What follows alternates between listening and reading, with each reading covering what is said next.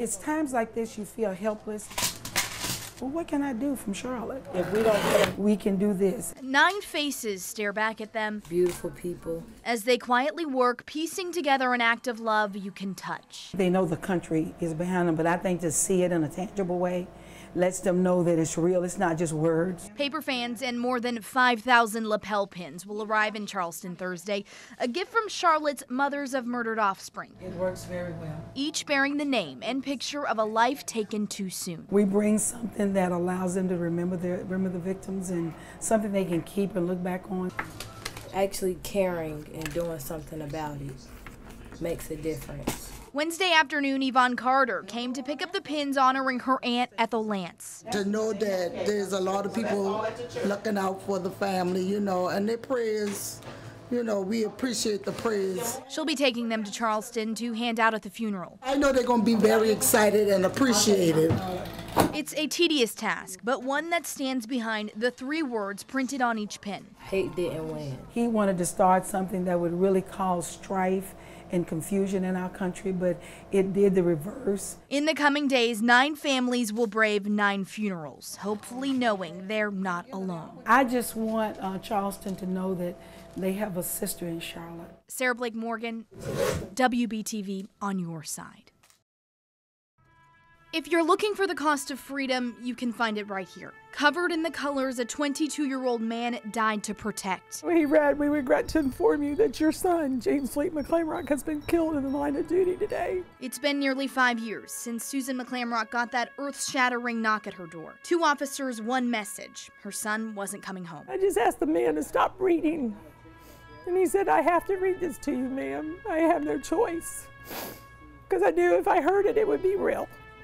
If he would stop, it wouldn't be as real. But it was real. PFC James McClamrock shot and killed by an Iraqi soldier just 1 year after joining the Army. A young tree struck down in its prime.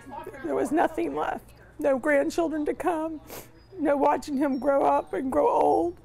It was over. But Susan did get to watch her son marry the love of his life. She says delivering the devastating news to her is a moment that will never fade, even if she'd like it to. I had to tell her that her husband had been killed. And there's no way to tell a young widow that in the middle of the night. This mother used to enjoy Memorial Day with her family like everyone else. It was cookout, it was suntan oil, it was loud music. And while she still spends it with her son, it will never be the same. We stop on this day dead in our tracks, and some of us cannot move. We can't do anything except for just wait for the day to be over. In Concord, Sarah Blake Morgan, WBTV, on your side. If you don't know what you're looking for, it's easy to miss. But focus in beyond the brush and you'll spot a hidden piece of history. Some of these are just square stones that don't actually have names or years on them. Under a canopy of green, this quiet cemetery sits seemingly untouched. Mothers, fathers, brothers, sisters, they're all buried here. And veterans of past wars, one of which is Amanda Merrow's great-great-great-grandfather. We have a lot of heritage here. It's obvious this cemetery isn't in the state it once was, and Merrow's family wants to see that fixed. A lot of the headstones are either missing or broken, fallen over, and it's truly sad. Even if the families wanted to get into the cemetery to clean it up, they wouldn't be able to drive equipment in because of this 3-foot ditch that's been dug right at the entrance to the cemetery. If we could access it, we would have no problem coming in here and doing the small maintenance. According to the city of McAdenville, local manufacturer Far Yarns owns the property. Merrow says they've been asking them for years to clean it up, but have been told it's the family's responsibility. We have never heard anything about an agreement to do the maintenance here. But even if that was the truth and someone could prove that to me, Far Yarns has made it impossible to maintain this. To Merrow, this fight isn't just about her family, but the countless names inscribed on these tombstones who no longer have a voice. Someone had done this to my child's grave, and I had to come in and walk through bushes and trees and literally hike to their grave to see them, and it was overturned.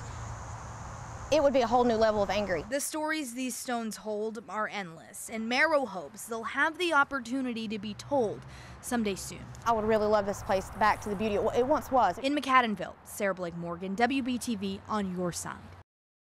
Hey Dash, you've been on my mind. A letter seemingly penned. You've been there for me through good times and bad. By the closest of friends. Thank you for opening so much of your life up to me. But these words were written by someone extra special. See you on tour, I hope. Love, Taylor. Wednesday morning, 16-year-old Destiny Roberts got a surprise from none other than pop sensation Taylor Swift. I was just overwhelmed. There was just so much stuff. A signed guitar was just the beginning of Destiny's delivery. This was a pass that she got at the Grammy nominee party in Nashville. Oh, I cried. I was going crazier than she was. She got me this one. It says Shake It Off. Dozens of items handpicked by Taylor for Destiny. It just kind of makes your entire day better, so you just kind of forget about anything that went wrong. So how did the teenager from Grover, North Carolina catch the singer's eye? Destiny says Taylor started following her on social media a few months ago, actually reading her posts about everything from the 10th grade to her little brother. She said, "To Santee, I heard from your sister that you like these. I do too. With love, your girlfriend, Taylor." Everything that they're going through that they post on Twitter or Facebook or social media, she's actually looking at it. She's actually following them and being a part of their life. It kind of makes me actually feel important because she told me that I helped her when she was having bad times. A big gesture. She made her dream come true. From an even bigger name. Thank you for just sending me all these gifts and just being there for me. In Grover, Sarah Blake Morgan, WBTV on your side.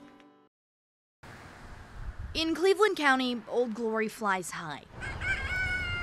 From shops to homes to houses of worship, the red, white, and blue can be spotted on every street corner. Our typical flag etiquette is to have the American flag above the Christian flag. But this 4th of July weekend, one Shelby flagpole will be reassessing its priorities. When you stop and think about it, it really should be our commitment to God first and then our commitment to country. On Sunday, 2 flags will be raised in front of Elizabeth Baptist Church, and the Christian flag will lead the way. It's a controversial move that Rip Variel noticed his fellow pastor, Walter Wilson, doing down the road a few months ago. I was changing the rope one day. The Lord just laid on me that He is first.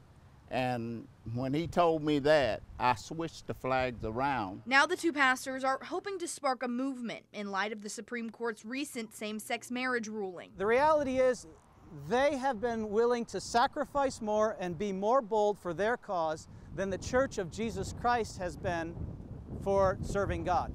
And that's got to change. The decision is getting some pushback online, from some saying the move is disrespectful and unpatriotic. But this former Army Ranger says it's not about not loving his country. I really don't need a lecture on patriotism. I'm willing to give my life for my country. When you think of military mottos, for example, God and country, God first, and then country. A bold move that is sure to turn heads as it sways under the steeple. We know that everybody's not going to agree with that, but that's not going to make us sit down and stop talking about what's important. In Shelby, Sarah Blake Morgan, WBTV on your side. There's nothing quite like a Christmas wish, the wonder and anticipation surrounding a single desire. Oh, that's a good girl. But for Tina P, a lifetime of waiting on that wish is about to be worth it. I'm just so beyond thrilled that we found her new mommy. For 10 years, the Pitbull mix has called Charlotte's Grand Bar Kennel home after she was abandoned at a young age. She's wonderful and loving, and every moment you spend with her, you can't help but love her a little bit more.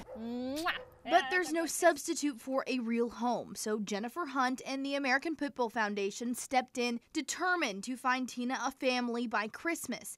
And that's exactly what happened. It's a beautiful thing, and I'm just so happy she's going home for Christmas. After seeing her story online, Liza Goitia, a woman halfway across the country, set her eyes on bringing the pup home. Her home is gorgeous, and she is just amazing. 2 days before Christmas, Tina said goodbye to her friends at the kennel. Love you, sweetie. And hopped into the car. You ready? Headed for a new life in Chicago. It's 5 o'clock in the morning, Christmas Eve, and we are ready to go. The drive was long. 4 hours down, 8 to go. Filled with rest stops and plenty of snack breaks. It's a grilled chicken sandwich. But this made it all worth it. We are here with Tina's new mom, Liza. A home just in time for the holidays. Look at all your toys. A gift that proves Christmas wishes really do come true if you only believe. Thank you for giving her a chance and knowing how special she is, and just take good care of her. In Charlotte, Sarah Blake Morgan, WBTV on your side. A series of letters strung together to make up a name. They cover this memorial, each as an honor April Green never hoped her husband would receive. This is the last place in the world I want to be, but it's the only place I want to be right now. Sergeant Jeffrey Green's name now adorns the National Law Enforcement Memorial in Washington, D.C., 6 months after his life was cut short. I'm lost. I will go on for him.